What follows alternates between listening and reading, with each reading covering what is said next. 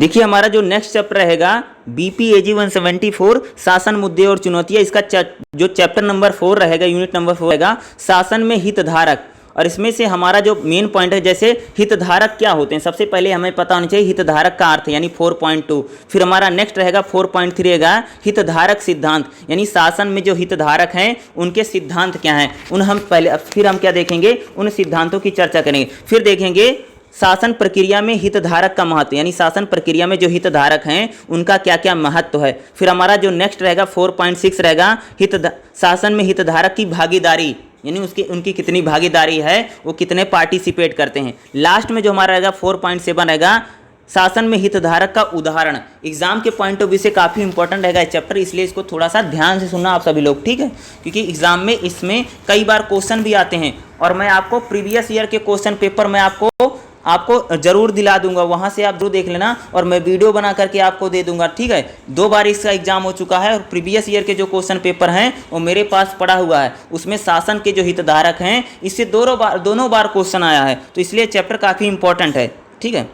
देखिए सबसे पहले हम देखते हैं 4.2, बुक को ओपन कर लीजिएगा अगर है तो, ठीक है। देखिए 4.2 क्या है, हितधारक अर्थ। देखो क्वेश्चन क्या आएगा, देखो हितधारक से आप क्या समझते हैं, सबसे पहले इसको हम देखते हैं, ठीक है। हितधारक भैया क्या होते हैं, हम इससे क्या समझते हैं। देखिए फ्रीमैन के अनुसार क्या है, एक थिंकर है, फ्रीमैन के अनुसार एक संगठन में एक हितधारक कोई समूह या व्यक्ति या संगठन के उद्देश्य की उपलब्धि से प्रभावित हो सकता है। यानी किसी संगठन में जो हितधारक है उसमें कोई समूह हो सकता है या कोई व्यक्ति हो सकता है जो उसके उपलब्धियों से क्या हो सकते हैं, प्रभावित हो सकते हैं। यानी शासन में हितधारक कौन है, जो शासन प्रक्रिया या संगठन या जो व्यक्ति हैं जिससे क्या हो सकते हैं, प्रभावित हो सकते हैं, या उन पर कोई ना कोई सकारात्मक या नकारात्मक प्रभाव पड़ेगा। यही कह सकते हैं कि किसी संगठन में हितधारक कोई व्यक्ति या कोई समूह हो सकता है जो संगठन की गतिविधियों से प्रभावित होते हैं। यानी हितधारक कह सकते हैं कि जो शासन प्रक्रिया में उन पर कोई ना कोई सकारात्मक या नकारात्मक प्रभाव पड़ता है, उसी को हम बोलते हैं शासन में, यानी शेयर होल्डर, यानी उनका कोई ना कोई इसमें हित जुड़ा हुआ है या उससे वो प्रभावित जरूर होते हैं। हितधारक ऐसे व्यक्ति हैं जो या तो परियोजना या संगठन या किसी सरकारी कार्यक्रम में निहित रुचि रखते हैं। यानी हितधारक ऐसे व्यक्ति या ऐसे संगठन होते हैं जो क्या परियोजना में, संगठन में या किसी कार्यक्रम में रुचि रखते हैं या उनके स्वार्थ रखते हैं। यानी शासन में हितधारक क्या हो सकते हैं, शेयर होल्डर का मतलब होता है कि वो शासन प्रक्रिया में, संगठन में, सरकारी नीति में रुचि रखते हैं या उनके कहीं न कहीं क्या होते हैं भैया, स्वार्थ जुड़े होते हैं, ठीक है। वह ऐसे लोग हैं जो परियोजना या कार्यक्रमों के काम के साथ अपने सक्रिय, यानी वो ऐसे लोग होते हैं, ऐसा समूह होता है जो परियोजना है, जो हमारे कार्यक्रम है, उनके काम के साथ क्या हो, सक्रिय रूप से, यानी बहुत एक्टिव रूप से जुड़े रहते हैं इनके क्रियान्वयन के परिणाम स्वरूप। यानी जब इनका क्रियान्वयन, जब काम होता है या तो कुछ प्राप्त करने या खाने के उदाहरण के लिए, यानी जब वो जो शासन जब चलता है, हितधारक का मतलब, शासन में हितधारक का मतलब होता है या इनके क्या होते हैं, कोई ना कोई क्या जुड़ा रहता है, इनका कोई ना कोई हित जुड़ा रहता है, ठीक है।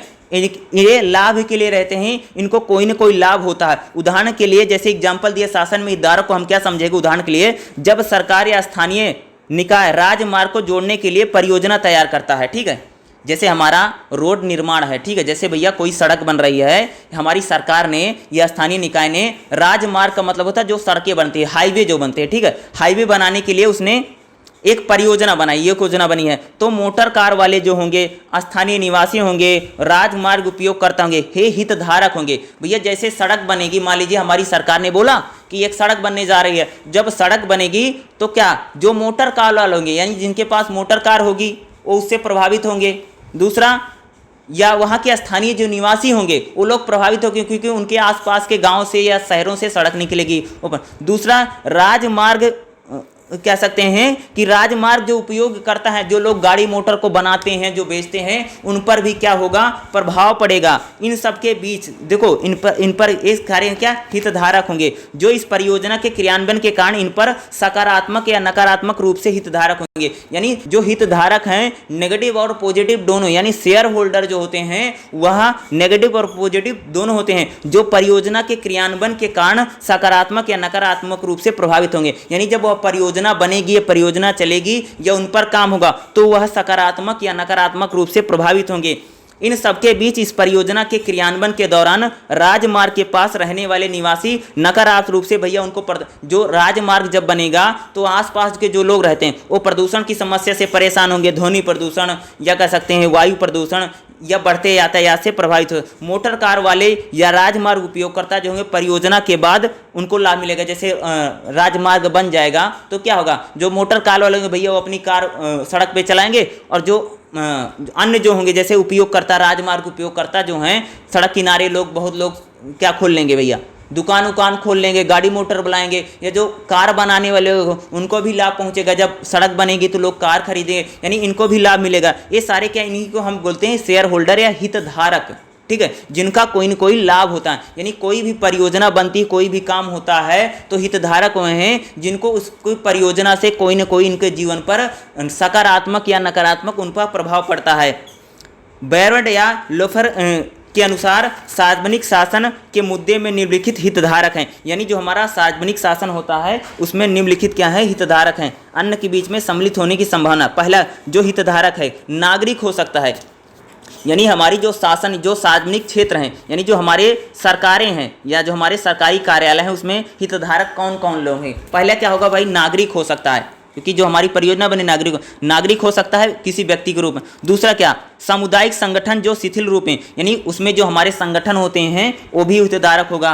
गैर लाभकारी संगठन जैसे कई सारे अन्य संगठन जैसे एनजीओ होता है इनको भी, यानी सरकारी जो सरकार अगर कोई काम करेगी या सरकार कोई परियोजना लाएगी या सरकार कोई विकास के काम करेगी कोई काम करेगी तो उसमें कौन कौन हितधारक, पहला तो नागरिक होगा, दूसरा संगठन होते हैं जो कह सकते हैं कि शिथिल रूप से होंगे, दूसरा गैर जैसे एनजीओ होते हैं गैर सरकारी संगठन होंगे ये भी हितधारक होंगे। व्यापार के लोग होंगे, व्यापारिक लोग भी क्या होते हैं सरकारी परियोजनाओं में हितधारक होंगे भाई, अगर वो मार्केटिंग करते हैं या व्यापार करते हैं। चौथा क्या होगा, हितधारक मीडिया होगा। मीडिया क्या करेगा भैया, प्रचार करेगा, फला काम हो रहा है, फलानी चीज बन रही है तो मीडिया भी हितधारक बनेगा उसमें। अगला जो है सार्वजनिक अभिकरण जैसे एजेंसियां होती हैं कई सारी, जैसे एजेंसियां जैसे सरकार है, संसद है, ये भी हितधारक होगी। इसमें इसके भी क्या रहेंगे, शेयर होल्डर रहेंगे। जैसे कोई नियम कानून बनाएगा तो संसद भी तो नियम कानून को बनाएगी, इससे भी संसद या कह सकते हैं कि हमारी सरकार भी जुड़ी रहेगी। दूसरा चुने हुए प्रतिनिधि या जो चुने हुए राजनेता होते ये भी शासन में हितधारक होंगे। अगर मान लो सरकार ने बताया है भैया कि एक काम हो रहा है, जैसे मान लो सिलेंडर बट रहा है, ठीक है, उज्ज्वला योजना में सिलेंडर बट रहा है, तो अगर उज्ज्वला योजना में सिलेंडर बटेगा तो जो ग्राम प्रधान होंगे, जो विधायक होंगे, जो मंत्री होंगे ये भी तो होंगे, क्योंकि जनता इनसे बोले कि भाई प्रधान जी हमें सिलेंडर नहीं मिल रहा है, नेताजी हमें नहीं मिल रहा है, विधायक जी इन लोग, यानी इनके भी कुछ शेयर होल्डर ये भी इनको भी तो लाभ मिलेगा। इनको मिलेगा कि भैया तुम अपने इलाके में बांट दो, तुम अपने, यानी ये सारे लोग। अगला व्यापार संघ ट्रेड यूनियन, अगला कह सकते हैं कि अगर कोई भी सरकारी काम होगा या कह सकते हैं कि जैसे सार्वजनिक क्षेत्र होगा तो उसमें व्यापार संघ या ट्रेड यूनियन ये भी हितधारक होंगे। ये सारे जो लोग होते हैं किसी भी जो हमारा क्या होगा सार्वजनिक शासन होगा इसमें क्या होंगे, शेयर होल्डर या हितधारक के रूप में ये सभी लोग रहेंगे। आगे देखिए, हितधारक एक व्यक्ति या एक समूह होता है, यानी हितधारक जो होता है वह कोई एक पर्सनल व्यक्ति भी हो सकता है या कोई समूह भी हो सकता है जो किसी संगठन के कार्यों को वैधता देता है, यानी जो कोई संगठन है उसको प्रमाणिकता देते, वैधता देते हैं और उस संगठन के प्रबंधन और परिणामों को प्रत्यक्ष अप्रत्यक्ष रूप से भूमिका होती है। यानी जो हितधारक होते हैं वह किसी संगठन में उनके कामों में क्या प्रत्यक्ष रूप से या अप्रत्यक्ष रूप से उसमें अपनी भूमिका जरूर निभाते हैं, यानी उनके कोई न कोई उनकी भूमिका जरूर रहती है। इसी तरह एक हितधारक सकारात्मक और नकारात्मक रूप से प्रभावित, यानी जो हितधारक है नेगेटिव रूप से या पॉजिटिव रूप से दोनों रूप से क्या होते हैं प्रभावित हो सकता है, जो उनकी नीतियों और कार्रवाइयों के तरीकों पर निर्भर करेगा। यानी उनकी नीतियां क्या होंगी, अगर जो उनकी किसी की नीति कैसे, यानी जो हितधारक हैं वह नेगेटिव और पॉजिटिव दोनों रूप से प्रभावित हो सकते हैं या उनके कार्रवाई तरीकों पर निर्भर करता है। अब देखेंगे यहाँ पर एक एग्जाम्पल दिया गया है, उनको हम देखते हैं, ठीक है। यहाँ पर जो एग्जाम्पल दिया गया उस एग्जाम्पल से थोड़ा सा मैं आपको समझाने की कोशिश करता हूँ। देखिए, उदाहरण के लिए 2001 में यूनाइटेड किंगडम में सरकार ने हवाई अड्डे की बढ़ती ज़रूरतों को पूरा करने के लिए 3-वे हवाई अड्डे के लिए टर्मिनल 5 का निर्माण करने की परियोजना का मंजूरी। एक यूनाइटेड किंगडम यानी मान लो सरकार ने हवाई अड्डा बनाने के लिए क्या 5 टर्मिनल बनाने की परियोजना बनाई। हितधारकों पर इसका प्रभाव कई गुना होगा, यानी जो हितधारक होंगे उस पर जो प्रभाव का कई गुना पड़ेगा। ध्वनि और वायु प्रदूषण तो बढ़ना और इसके आगे के विस्तार से आसपास के गांव पर असर पड़ेगा। ठीक है। पहला तो आसपास के लोगों पर असर पड़ेगा, ध्वनि वायु प्रदूषण होगा भैया। नए स्थानों पर जाने के लिए लगभग 70 निवासियों को विस्थापन किया जाए, यानी जहाँ पर वो हवाई अड्डा बनेगा वहाँ के लोग जो रहते हैं उनको वहाँ से हटाना पड़ेगा, वहाँ से कहीं और लोग उनका क्या होंगे, उनको निकाला जाएगा। उनके पुनर्वास और पुनरुत्थान के लिए एक वैकल्पिक व्यवस्था होगी, यानी जैसे कहीं पर हवाई अड्डा बनेगा या सरकार कोई चीज़ बनाएगी तो वहाँ पर जो लोग रहते हैं उनको हटाना, उनको कहीं अन्य जगह पर बसाया जाएगा, ठीक है। इस मामले में 700 निवासी हितधारक में से एक हैं, यानी इसमें 700 निवासी क्या होंगे, हितधारक के रूप में रहेंगे। नए क्षेत्रों में निवासियों के पुनर्वास और पुनर्स्थापित के लिए बातचीत करके यूके सरकार की जिम्मेदारी थी। इस परियोजना में कई हितधारकों के प्रभाव और जांच रिपोर्ट कई स्थिति सीमाओं के बारे में बाद में परियोजना को मंजूरी दी गई, ताकि ध्वनि और शोर प्रदूषण के बारे में स्थानीय शिकायतों को ध्यान में रखा जाए। इसलिए शासन प्रक्रिया में नीति या कार्यक्रम को लागू करने के लिए की गई कार्रवाई उन लोगों को प्रभावित करने के बाध्य होंगी जिनके, उदाहरण के लिए एक स्कूल प्रणाली में हितधारक शब्द का अर्थ है किसी ऐसे व्यक्ति से जो एक विद्यालय के छात्र के कल्याण और सफलता के निवेश किया हो, जिसमें क्षेत्र के व्यापारिक समुदाय और स्थानीय निर्वाचित प्रतिनिधि, शिक्षक, प्रधान, अध्यापक, स्टाफ, स्कूल प्रबंधक, बोर्ड, माता पिता, परिवार, पड़ोसी समुदाय शामिल होते हैं। यानी एक स्कूल होता है तो उसमें जैसे भैया कि मान लो जिसने स्कूल बनवाया है, शिक्षक होगा, पढ़ाने वाले होंगे, बच्चे होंगे, माता पिता होंगे, पड़ोसी परिवार, ये सभी लोग क्या होते हैं, उसमें हितधारक यानी शेयर होल्डर होता है। आप सबने शेयर मार्केट में देखा होगा ना, ये सारे क्या भैया शेयर होल्डर हैं। यानी जो हितधारक होगा उस पर सकारात्मक या नकारात्मक क्या होगा, जो हितधारक क्या होते हैं, जो हितधारक होते हैं उन पर सकारात्मक या नकारात्मक दोनों प्रकार का क्या होगा, प्रभाव पड़ेगा, ठीक है। इनको हम क्या बोलते हैं, हितधारक। और शासन में हितधारक, जैसे मैंने सार्वजनिक क्षेत्रों में हितधारक कौन कौन से हैं, जैसे हमने किन की बात की, नागरिक होगा, सामुदायिक संगठन होते हैं, गैर लाभकारी संगठन जैसे एनजीओ होगा, व्यापारिक लोग होंगे, मीडिया होगा, कई सारी एजेंसियां जो होती है सरकार जैसे संसद और सरकार होगी, ये भी हितधारक है। प्रतिनिधि होंगे, जो इलेक्टेड जो पर्सन होते हैं वो भी होते हैं। व्यापार और ट्रेड संघ, अगर कोई ट्रेड है या व्यापारिक संगठन है, ये सारे क्या होंगे, शासन में क्या होंगे भैया, हितधारक। उसी प्रकार से जाने मैंने हम लोगों ने स्कूल की बात की तो स्कूल कॉलेज होगा तो वहाँ पर कौन कौन से ये क्या होते हैं, वो किसी न किसी रूप से उसके हानि या लाभ से जुड़े रहते हैं। जैसे मैंने यहाँ पर राजमार्ग की बात बताई गई है, उसी के अनुसार इस चीज़ों को आप क्या कर सकते हैं, समझ सकते हैं। नेक्स्ट जो देखेंगे, हितधारक सिद्धांत क्या होते हैं, इसको हम देखेंगे, ये भी हमारा रहेगा नेक्स्ट पॉइंट। देखिएगा हितधारक सिद्धांत, ठीक है। देखिए आगे देखिए, हितधारक सिद्धांतों को देखिए हितधारक सिद्धांत एक प्रकार का दृष्टिकोण है, यानी हितधारक जो सिद्धांत है एक प्रकार का दृष्टिकोण, यानी क्या हम इनको बोलेंगे, एक प्रकार की क्या है, ये अप्रोच है, ठीक है। क्या है, एक प्रकार की अप्रोच के रूप में होगा। हितधारक सिद्धांत व्यापारिक नैतिकता और संगठनात्मक प्रबंधन का एक वैचारिक ढांचा होता है। देखो हितधारक जो सिद्धांत होते हैं क्या है, व्यापारिक नैतिकता, यानी कह सकते हैं कि एक प्रकार की थ्योरी हम बात कर रहे हैं, यानी व्यापार में जिस प्रकार की नैतिकता होना चाहिए या संगठन का प्रबंधन कैसे होगा, जो संगठन के प्रबंधन में व्यवहारिक और नैतिक मूल्यों को संबोधित करता है। यानी हितधारक सिद्धांत ये बताते हैं किसी भी संगठन में उसका मैनेजमेंट कैसे हो, उसका प्रबंधन कैसे हो, उन व्यापारिक लोगों की नैतिकता कैसे हो, इन चीज़ों को क्या करता है, उनको बताता है। जो संगठन के प्रबंधन में व्यवहारिक और नैतिक मूल्यों को बताता है, यानी कह सकते हैं हितधारक जो सिद्धांत है वह किसी भी संगठन में व्यवहारिक और नैतिक मूल्य कैसे होने चाहिए उनको बताता है। यह मूल रूप से यूएन मित्रोफ, ये क्या है, यूएन मित्रोफ क्या है, थिंकर है, ठीक है। मित्रोफ द्वारा 1983 में प्रकाशित उन्होंने उसकी जो बुक है scot holders of the organization minds में विस्तार से बताया है। सिद्धांत बताता है कि यह केवल व्यवसाय में स्टॉक रखने के वाले लोग हैं, यानी यह सिद्धांत क्या बताता है, यह केवल व्यवसाय में स्टॉक रखने वाले लोग नहीं हैं जो संगठन के लिए निर्णयों के कारण प्राप्त होते हैं। यानी जो कह सकते हैं जो हितधारक हैं वह केवल व्यापार में स्टॉक रखने वाले लोग नहीं हैं जो संगठन के निर्णयों से कारण प्राप्त होते हैं। आगे देखिए क्या बता रहे हैं, प्रत्येक व्यापारिक निर्णय संभावित रूप से सिर्फ हितधारकों की तुलना के कई और लोगों की भलाई को प्रभावित करते हैं। सिर्फ जो हितधारक होते हैं व्यापार निर्माण में या सिर्फ हितधारकों की तुलना नहीं, बल्कि अन्य लोगों की भलाइयों को या अन्य लोगों को भी प्रभावित करता है। इसीलिए प्रत्येक व्यवसाय में उन सबके प्रति प्रति दायित्व या कर्तव्य या प्रत्यक्ष अप्रत्यक्ष रूप से इनमें सम्मिलित है, जिनके अंतर्गत सभी शेयरधारक, कर्मचारी, आपूर्तिकर्ता, ग्राहक, स्थानीय समुदाय आते हैं। यानी जो हितधारक होते हैं उसमें सिर्फ वही नहीं जो शेयर होल्डर हैं वही नहीं, बल्कि अन्य लोग जैसे कर्मचारी हैं, शेयरधारक हैं, आपूर्तिकर्ता है, स्थानीय लोग भी क्या होंगे, उसमें हितधारक होंगे। सामूहिक संगठन में कर्मचारी या शेयरधारक हितधारक, यानी अगर कोई सामूहिक संगठन है तो उसमें क्या होगा, संगठन के कर्मचारी और शेयर के हितधारक। जैसे कोई कंपनी होगी ना, ठीक है, उसमें जो कर्मचारी काम करता है एक तो उसका हित जुड़ा है, और जिसने भैया कंपनी में पैसा लगाया है उसका हित है।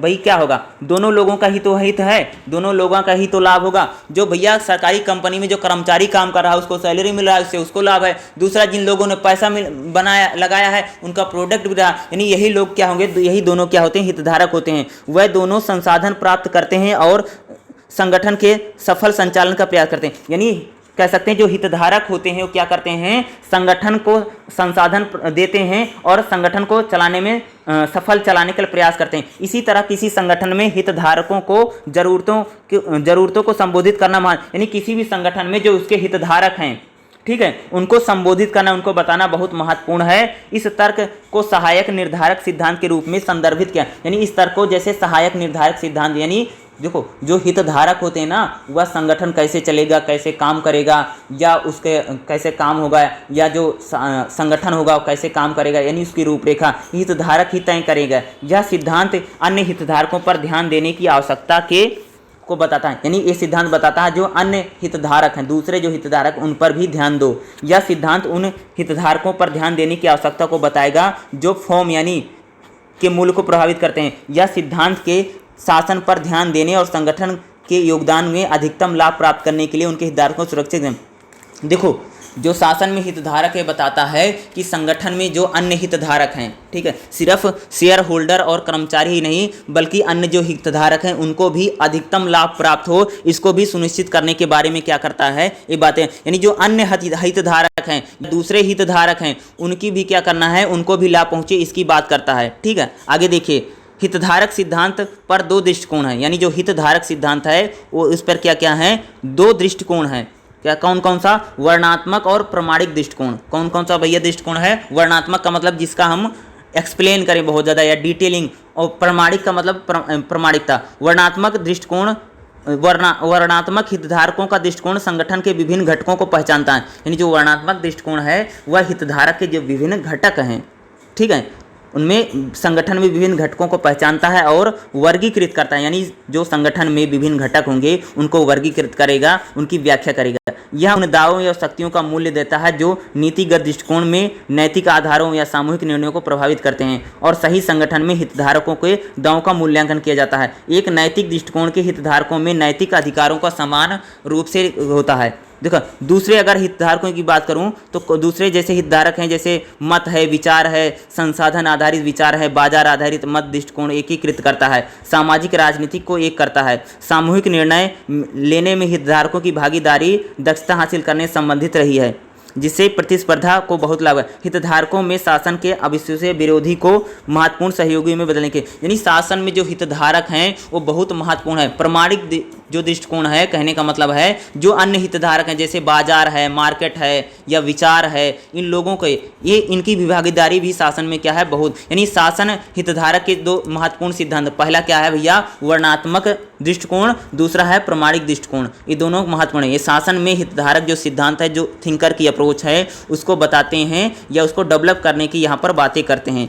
जो नेक्स्ट रहेगा आप देखेंगे 4.4 जो हमारा रहेगा, इसको भी देखिएगा, ये भी एग्जाम के पॉइंट ऑफ व्यू से बहुत ज़्यादा इंपॉर्टेंट रहेगा। ठीक है, नेक्स्ट देखिएगा 4.4 को। ठीक है, क्वेश्चन क्या रहेगा इसमें, देखो मैं क्वेश्चन रिपीट कर देता हूं, ध्यान से सुनना।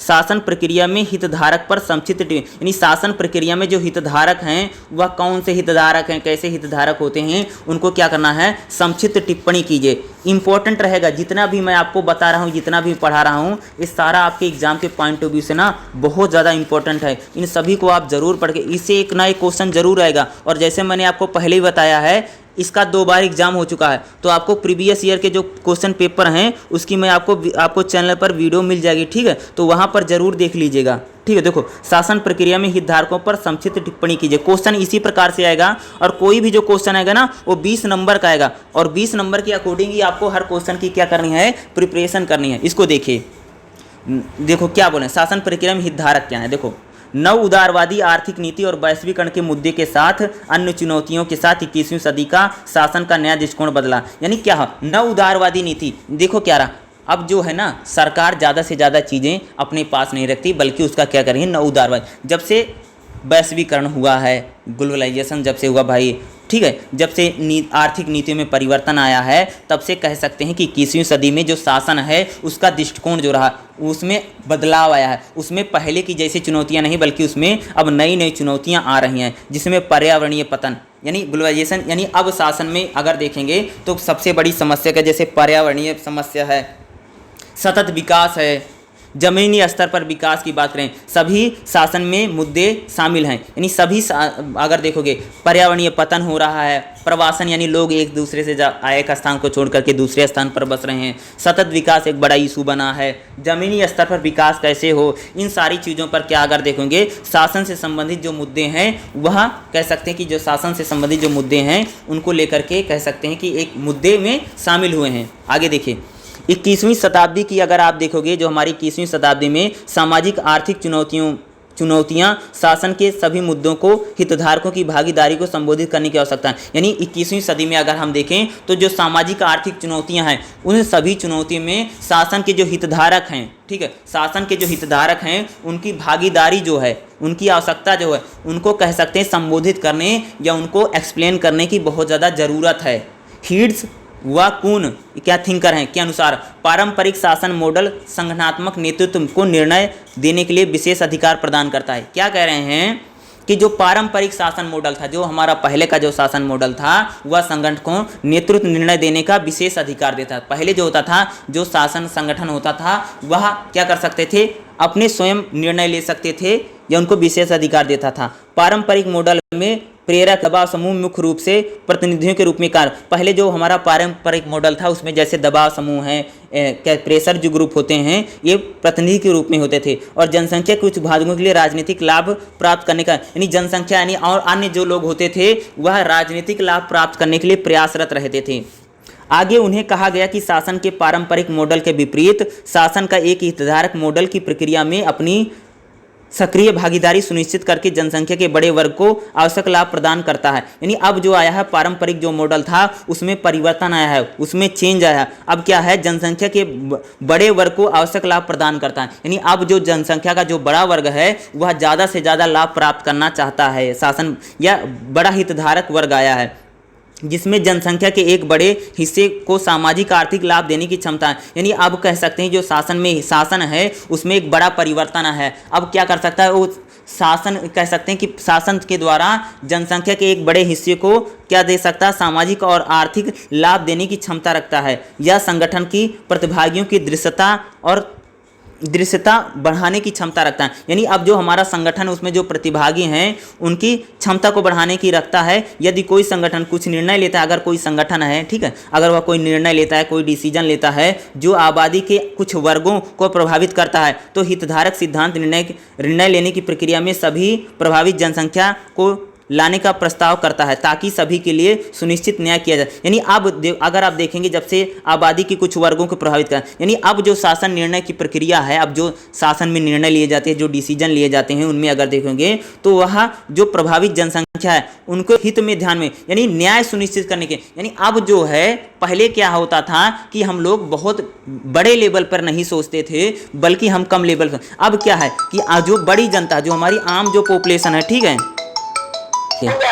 अच्छा ठीक है, देखो यहाँ पर क्या बता रहे हैं, यदि कोई संगठन कुछ निर्णय लेता है, अगर कोई संगठन है, अगर कोई निर्णय लेता है या कोई डिसीजन लेता है जो आबादी के कुछ वर्गों को प्रभावित करता है, यानी अगर कोई संगठन है, अगर कोई निर्णय लेता है, अगर जनसंख्या को यानी आम लोगों को अगर वो प्रभावित करने की क्षमता रखता है या प्रभावित करता है, तो हितधारक सिद्धांत निर्णय लेने की प्रक्रिया में सभी प्रभावित जनसंख्या को लाने का प्रस्ताव रखेगा। देखो अगर कोई काम होता है ना, ठीक है, अगर कोई सरकार की योजना है, अगर कोई सरकार काम कर रही है जिससे हमारे आम लोग प्रभावित होंगे या जो लोग प्रभावित होंगे उनको सभी लोगों को साथ लेने का काम करेगा ताकि सभी के लिए न्याय सुनिश्चित हो सके। अभी जैसे मैं बात करूं कि हमारी सरकार जैसे भाई सिलेंडर बांट रही थी उज्ज्वला योजना में, ठीक है, एग्जाम्पल यही ले लेते हैं हम लोग, ठीक है।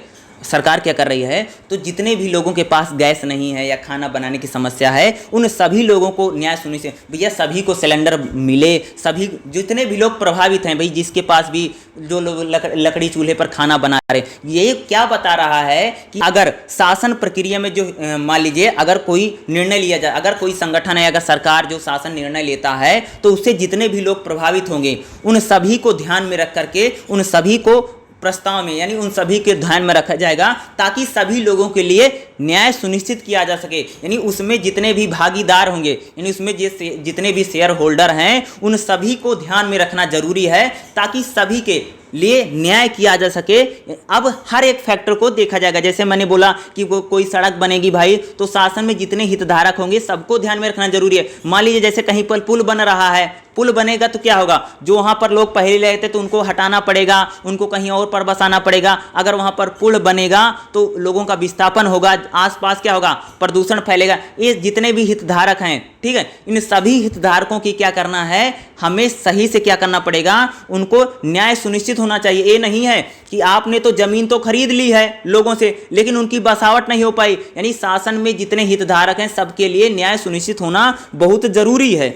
आगे देखिए, संगठन ऑर्गेनाइजेशन वह सामाजिक व्यवस्था या युक्ति है जिसका एक लक्ष्य होता है। यानी जो संगठन होते हैं, हमारा कोई भी संगठन हो, ठीक है, चाहे सामाजिक संगठन हो, चाहे आर्थिक संगठन या धार्मिक संगठन भी देखा होगा ना, तो उसका कोई न कोई लक्ष्य होता है जो अपने कार्यों की समीक्षा करते हैं और स्वयं को नियंत्रित। यानी संगठन जो होता है उसका कोई न कोई भैया लक्ष्य होता है जो अपने काम करते हैं, अपने कार्यों की समीक्षा करते हैं और स्वयं को नियंत्रित करती है तथा अपने पर्यावरण से उसकी अलग सीमा होती है। यह एक ग्रीक शब्द ऑर्गेनाइजेशन से लिया जो अगर बात करें बेहतर ज्ञान शब्द यानी एर्गनिंग से लिया है। विभिन्न प्रकार के संगठन हैं जिनमें सरकार, कॉर्पोरेट संगठन, गैर सरकारी संगठन जैसे संयुक्त राष्ट्र, विश्व बैंक, अंतर्राष्ट्रीय मुद्रा कोष इत्यादि शामिल हैं। ये बड़े बड़े जो संगठन हैं इंटरनेशनल, जैसे भैया विश्व बैंक है, ठीक है, IDBI या अंतर्राष्ट्रीय जितने भी अंतर्राष्ट्रीय मुद्रा कोष हैं, WTO है, जितने भी विश्व व्यापार संगठन हैं ये सम्मिलित हैं। उपर्युक्त के अतिरिक्त यह देखा जाता है कि स्थानीय स्तर पर सामुदायिक आधारित जो संगठन है शासन प्रक्रिया में महत्वपूर्ण योगदान। यानी अगर आप देखोगे स्थानीय स्तर पर जो सामुदायिक संगठन है वो शासन प्रक्रिया में, जैसे सामुदायिक संगठन क्या है, मान लीजिए हमारा शासन अगर चलता है ना, जो सामुदायिक संगठन है, जो छोटे छोटे NGO होते हैं, ये क्या करते हैं, शासन प्रक्रिया में बहुत महत्वपूर्ण योगदान निभा रहे हैं। जो छोटे छोटे संगठन हैं, जो छोटे छोटे, ये क्या करते हैं, शासन प्रक्रिया में क्या करते हैं भैया, महत्वपूर्ण योगदान है। सामुदायिक आधारित संगठन जो हैं यानी CBDB यानी सदस्यता और गैर सदस्यता पर आधारित, यानी जो छोटे छोटे सामाजिक संगठन हैं एक कुछ ऐसे हैं जिनके सदस्य निर्धारित हैं। जो NGO होते हैं कुछ ऑर्गेनाइज हैं, कुछ नॉन ऑर्गेनाइज हैं, संगठन आधारित हैं। जो मुख्य रूप से स्थानीय स्तर पर विद्यमान है वह विचार विमर्श करते हैं कि अपने स्थान पर मौजूद समस्याओं का समाधान करते हैं। यानी जो स्थानीय संगठन है बहुत ज़्यादा शासन प्रक्रिया में महत्वपूर्ण है, जो अब स्थानीय स्तर पर क्या करते हैं, जो समस्या हैं उनका समाधान करें। यानी सामुदायिक जो संगठन है वो शासन प्रक्रिया में बहुत महत्वपूर्ण है। सामाजिक जो समस्या कह सकते हैं, जो किसी स्थान पर, किसी उनके विशेष स्थान पर जो मौजूद समस्या है उनका समाधान करते हैं। शहरी क्षेत्रों में निवासी कल्याण संघों को भी CBO के रूप में जाना जा सकता है। शासन का एक संगठन में विभिन्न अभिनेताओं के बीच समन्वय की प्रक्रिया है कुछ लक्ष्यों को प्राप्त करने की दिशा में। देखो शासन जो होता है या जो संगठन होता है उसमें कई सारे एक्टर्स होते हैं, यानी एक्टर्स का मतलब होता है उसमें कई सारे फैक्टर हैं, यानी कई सारे लोगों के जरिए कोई भी शासन जो होगा उसकी संरचना दिशा तैयार होगी ना, ठीक है।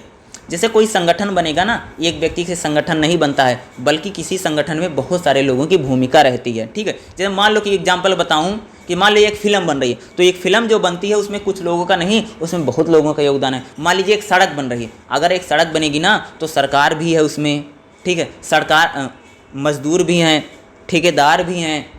यानी किसी भी काम करने में, किसी भी संगठन में अगर उसी प्रकार से देखो, किसी भी वर्क में कई सारे फैक्टर होते हैं, यानी उसमें कई सारे एक्टर होते हैं, यानी कई सारे हितधारक भी कह सकते हैं। देखो उदाहरण के लिए सरकार एक संरचना है, सरकार की विभिन्न कार्यताएं, इसमें प्रमुख हितधारक के रूप में लोगों की अपनी प्रतिक्रियाएं हैं। कार्य को सफल बनाने के लिए लोगों की सम्मिलित काम करने की आवश्यकता है। मौजूदा शोधकर्ता इस बात को प्रमाणित देते हैं सामाजिक आर्थिक लाभ और हितधारकों की सक्रिय भागीदारी प्रत्यक्ष संबंध है। यदि हितधारकों की भागीदारी सीमित है तो कार्यक्रम की प्रभावशीलता एक सीमा तक निहित है। देखो क्या कह रहे हैं कि अगर कोई संगठन है या हम सरकार को ही मानते हैं, अगर उसमें जो हितधारक हैं या शेयर होल्डर हैं, अगर उनकी प्रतिनिधित्व या कह सकते हैं उनका जो भागीदारी है अगर वह सीमित होगी, अगर उनकी सीमित कर दिया गया है या उनकी भागीदारी को कम कर दिया गया है, तो क्या होगा, कार्यक्रम जो प्रभाव या बहुत बेहतर होना चाहिए, बहुत अच्छा होना चाहिए, उसकी एक सीमा तक क्या पड़ेगा, प्रभाव पड़ेगा, जरूर पड़ेगा। कैसे एक बात बताता हूँ, जैसे हमारी सरकार है, ठीक है, अगर हमारी सरकार में लोगों की भागीदारी ना हो, लोग उसमें दिलचस्पी ना लें या सरकार की चीज़ों को ना माने आम लोग, या सरकार जो आम लोगों के लिए काम ना करे, तो क्या होगी कि जो अगर बात करोगे जो हितधारक होंगे, क्या होगी, उसकी सीमा निर्धारित हो जाएगी, सरकार मनमाने ढंग से काम करेगी, नागरिक कुछ मानेंगे। यानी जो हितधारक हैं या शेयर होल्डर, जिन्हें स्टॉक होल्डर जिसे हम बोलते हैं, जो स्टॉक होल्डर हैं उनकी जो भागीदारी है वो बहुत ज़्यादा इंपॉर्टेंट है। वो जितनी भागीदारी के साथ काम करेंगे उतना ही ज़्यादा अच्छे परिणाम या रिजल्ट बेहतर होगा। हितधारक के विचार में संचार भी महत्वपूर्ण है। यानी हितधारकों में अगर देखेंगे संचार यानी कम्युनिकेशन भी इंपॉर्टेंट है। संचार हितधारकों के शासन में सफलता को निर्धारित, जो हितधारक हैं अगर हितधारकों की क्या होगी, सफलता को भी निर्धारित करते हैं। अनुसंधान अध्ययनों से संकेत मिलता है कि एक तरह, ध्यान सुनिए, एक तरह के से संचार में विद्यमान मानक सामूहिक मॉडल हितधारक को प्रभाव को कम करा। देखो क्या होता, संचार जो है वह भी हितधारकों के लिए क्या करता है, एक बेहतर काम को करवाने की काम करता है। यानी कम्युनिकेशन, यानी उनमें बातचीत हो, ठीक है, ये भी महत्वपूर्ण है। यह कम संसाधन प्रक्रिया में संचार देते हैं। हम सभी जानते हैं कि एक हितधारक के रूप में मीडिया राय बनाने और जागरूक और सूचित नागरिकों को बनाने की भूमिका है। देखो क्या होता है, हितधारक जो है ना, मीडिया जो है आम लोगों के रूप में, राय बनाने के रूप में या आम लोगों के रूप में कोई विचार बनाने के रूप में महत्वपूर्ण भूमिका निभा रहा है, जिससे जो हितधारक होंगे उनकी भागीदारी बढ़ेगी, या कह सकते हैं यानी मीडिया की जो भी भूमिका हो भी बहुत महत्वपूर्ण है। देखो हितधारक शासन में सार्वजनिक, निजी और गैर लाभकारी संगठनों की भागीदारी और नेटवर्क बहुत महत्वपूर्ण है। यानी हितधारक अगर शासन की बात करें तो उसमें सार्वजनिक क्षेत्र हो, सरकारी, प्राइवेट या गैर सरकारी एनजीओ, सबकी भागीदारी भैया बहुत जरूरी है। शासन की स्थापना की तुलना में बेहतर निर्णय लेने को प्रोत्साहित करता है। इस प्रक्रिया में नागरिकों की भागीदारी भी महत्वपूर्ण है। सरकार की भूमिका सार्वजनिक क्षेत्रों के लिए महत्वपूर्ण है। सार्वजनिक एजेंसियों जैसे सरकारी विभाग में कानूनों का निष्पादन करना, कार्यों की नीतियों को लागू संलग्न होते हैं। सरकार की गतिविधियां जैसे विधेयक को लेकर के हैं, आदि विधेयक हैं, न्यायपालिकाएँ हैं, न्यायपालिका तक हैं, न्यू जो गवर्नेंस है, अस्थायी प्रक्रिया जैसे विचार लोकतंत्र है, ई लोकतंत्र है, वार्तालाप है, भागीदारी, बजट है, नागरिक है, मॉडल है, नीतियां जो बनती हैं, नागरिकों के बीच वाद विवाद है, ये सभी चीज़ें क्या होती हैं, हितधारक हैं, और ये सभी बहुत ज़्यादा इंपॉर्टेंट हैं। बात करें हितधारक, बार बार मैं बोल रहा हूँ, स्टॉक होल्डर बार बार बोल रहा हूँ, तो आप सब लोग स्टॉक होल्डर को समझने की कोशिश कीजिए। जैसे मैं अगर मान लूँ कि कोई कानून बन रहा है, आप समझोगे, अगर कोई कानून बना है, जैसे मान लेता कोई कानून बना, तो कानून कौन लोग बना रहे होंगे, कौन बनाएगा, नेता लोग बनाएंगे। कहाँ पर पास होगा, संसद में पास होगा, ठीक है। कौन लागू करवाएगा, सरकार गवर्नेंस लागू करवाएगी। किन पर लागू होगा, लोगों पर लागू होगा। यानी ये जितने लोग हैं, जैसे मैंने किनका के नाम, सरकार, संसद, ठीक है, गवर्नेंस, जो आम लोग होंगे, ये सारे क्या होंगे, इसको स्टेक होल्डर हैं। यानी वो सभी लोग क्या हैं, उसके हितधारक हैं। एग्जाम्पल लीजिए, जैसे पहला एग्जाम्पल यहाँ पर दिया गया था भैया, एक सड़क बन रहा है तो सरकार ने बोला कि सड़क बनेगा, ठीक है, तो जो सड़क के किनारे जो लोग होंगे वो भी क्या होंगे, हितधारक होंगे, क्योंकि उन पर क्या नकारात्मक या सकारात्मक प्रभाव पड़ेगा। जो स्थानीय निवासी होंगे, जहां पर सड़क बनेगी उन पर सकारात्मक, भैया प्रदूषण फैलेगा तो हितधारक हो भी। रोड के आसपास जब बनेगा तो वहां पर जो दुकानें खुलेंगी, जो लोग वो भी यानी रोड से जुड़े हुए जो लोग उन पर भी होगा। मोटर गाड़ी जो बनाने वाले लोग हैं उन पर भी प्रभाव पड़ेगा। ये कार्य क्या होंगे, वो हितधारक जुड़े होंगे, ठीक है। इन्हीं को हम बोलते हैं स्टॉक होल्डर या हितधारक बोलते हैं। यानी कोई भी अगर काम होता है तो जो लोग उससे जुड़े हैं, चाहे उन पर सकारात्मक या नकारात्मक प्रभाव पड़ता है, उसको हम क्या बोल रहे हैं, एग्जाम्पल के तौर पे मैं बता देता हूं, ठीक है। सुनो, जैसे आपका एग्जाम होने जा रहा है, ठीक है, जैसे आपका एग्जाम होने जा रहा है तो पहला स्टॉक होल्डर तुम हो, दूसरा क्या हो सकता है जो तुमको पढ़ाता है वो भी स्टॉक होल्डर है, चौथा हमारी यूनिवर्सिटी स्टॉक होल्डर होगी, ठीक है, हितधारक वो भी है, दूसरा आपके माता पिता भी हितधारक हो सकते हैं, क्योंकि अगर आप परीक्षा सही नहीं देंगे तो अगर आप पर कोई प्रभाव पड़ेगा तो उससे भी वो क्या होंगे, बेचारे दुखी होंगे, क्योंकि उनका भी पैसा, क्योंकि वो आप पर क्या कर रहे हैं, इन्वेस्ट कर रहे हैं, माता पिता जो आपके हैं या अन्य लोग जो आपकी कापी इस, जैसे तुम हो, यूनिवर्सिटी है, आपको जो पढ़ाते हैं आपके माता पिता हैं, ये सारे क्या हैं, कह सकते हैं हितधारक हैं, इनके हित, जैसे तुम पास हो जाओगे तो भैया सबका हित होगा ना, अगर फेल हो जाओगे तो उससे क्या होगा, सभी लोग प्रभावित होंगे, यानी कोई ऐसी प्रक्रिया, कोई ऐसा काम जिससे उसमें जितने लोग प्रभावित होते हैं उसको हम क्या बोलते हैं, स्टॉक होल्डर या कहते हैं हितधारक। उसी प्रकार से आप कानून को मान सकते हो, गवर्नेंस को ले सकते हो, शासन को ले सकते हो, या कोई सड़क रोड बन रहा है उसमें हितधारकों की पहचान बता सकते हो, इन्हीं को हम क्या बोलते हैं, हितधारक या शेयर होल्डर बोलते हैं। जैसे मैंने एग्जाम इजी वे में आपको बताया कि जैसे आपकी परीक्षा है तो तुम भी शेयर होल्डर हो क्योंकि तुम्हें परीक्षा देनी है, ठीक है।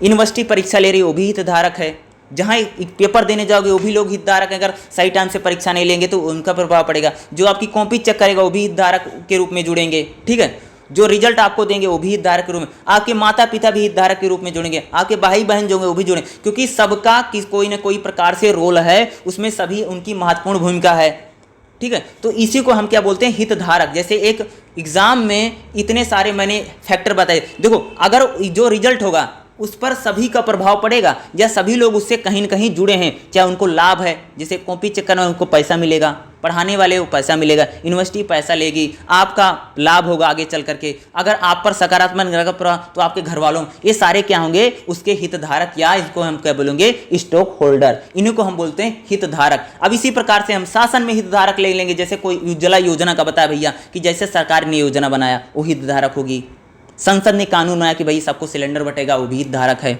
लोगों को मिलेगा तो वो भी हितधारक हैं, ठीक है, जो लोग बांटेंगे वो भी हितधारक हैं, नेता मंत्री जो बंटवाते हैं वो भी हितधारक रहेंगे, यानी ये सभी क्या हैं कि शासन में इसी प्रकार से आप हितधारकों को ऐड कर सकते हैं, इन्हीं को हम बोलते हैं हितधारक या स्टॉक होल्डर कहा जाता है, ठीक है। अभी के लिए इतना ही मैं आपको बता रहा हूं, बाकी जितना होगा, बाकी इसमें जो बचे हुए हैं अगर मैं बता दूं, शासन प्रक्रिया में हितधारक पर संक्षिप्त हमने देखा। अगला जो रहेगा शासन प्रक्रिया में हितधारक का महत्व, यानी कि इंपॉर्टेंट क्यों हमारे लिए, और जो नेक्स्ट रहेगा शासन प्रक्रिया में हितधारकों की भागीदारी क्या है और शासन प्रक्रिया में हितधारकों के उदाहरण क्या हैं। ये जो 2-3 पॉइंट और बचे हुए हैं इनको हम कल जो होगा जरूर डिस्कस करेंगे, क्योंकि ये जो चैप्टर रहेगा काफ़ी इंपॉर्टेंट रहेगा और एग्जाम के पॉइंट ऑफ व्यू से काफ़ी इंपॉर्टेंट है, इसलिए इनको पढ़ के जरूर जाइएगा, ठीक है।